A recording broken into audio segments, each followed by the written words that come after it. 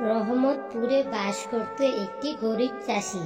তার ছিল দুইটি মেয়ে। বড় মেয়ের নাম সুকু আর ছোট মেয়ের নাম দুকু। সুকু ছিল বদ মেজাজি আর অলস। সে সারাদিন ঘুমিয়ে কাটাত।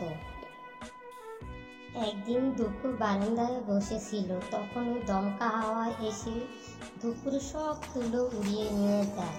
দুকু তুলোর পিছে দৌড়াতে থাকে। দৌড়াতে দৌড়াতে একটা জঙ্গলের ভিতর ঢুকে যায় দুকু তাও বাতাসের পিছে পিছে যেতে থাকে তুলোর সাথে।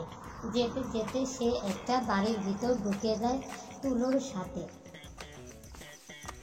দুকু বাড়ির ভিতর প্রবেশ করে গিয়ে দেখে একটা বুড়ি তুলো নিয়ে বসে আছে সেখানে। দুকু, তুমি ভয় পেও না, বাড়ির পিছে একটা নদী আছে, সেখানে তুমি 2টা ডুব দিবে। দুকু বুড়িমার কথা মতো সেই নদীর ধারে গিয়ে একটি ডুব দেয়। তারপর সে অনেক সুন্দর হয়ে যায়। তারপর দ্বিতীয় ডুব দেয়। সে সোনার একটা কলসি পায়। সোনার মোহরের কলসি পেয়ে সে অনেক খুশি হয় আর মনের আনন্দে দুকু বাড়ি চলে যায়। দুকু মনে মনে ভাবে, আমাদের আর কোনো কষ্ট থাকবে না। আমার যে কি আনন্দ লাগবে, এই মোহরের পাতিল আমার বড় বোন দেখলে কত খুশি হবে, আমাদের আর দুঃখ কষ্ট রইবে না। সুকু দুকুর মোহরের পাতিল দেখে অবাক হয়ে যায়। তারপর দুকু তার সাথে ঘটে যাওয়া সব ঘটনা তার বড় বোন সুকুকে খুলে বলে। পরের দিন আবার বাতাস বইতে শুরু করে। সুকু সেই ফুলের পিছু পিছু দৌড়াতে থাকে। দৌড়াতে দৌড়াতে একটা ঘন জঙ্গলের ভিতর ঢুকে যায়। সুকু মনে মনে ভাবে, কখন সেই বুড়িমার বাসায় যাবে, তার আর বয়স হয়েছে না।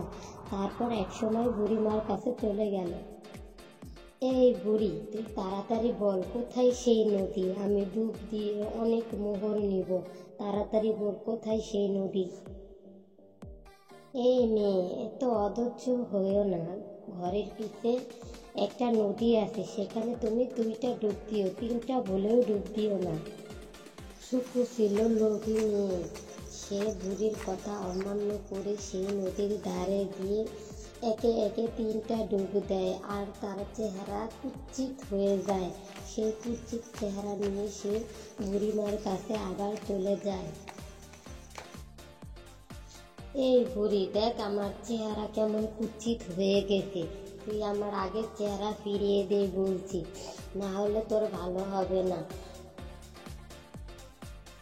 আমি চাইলেও তোমার চেহারা আর ফিরিয়ে দিতে পারবো না, এটা তোমার পাপের শাস্তি। তুমি একটা লোভী মেয়ে, সারা জীবন তুমি মানুষের সাথে হিংসা অহংকার করেছো, তাই তোমার এই শাস্তি।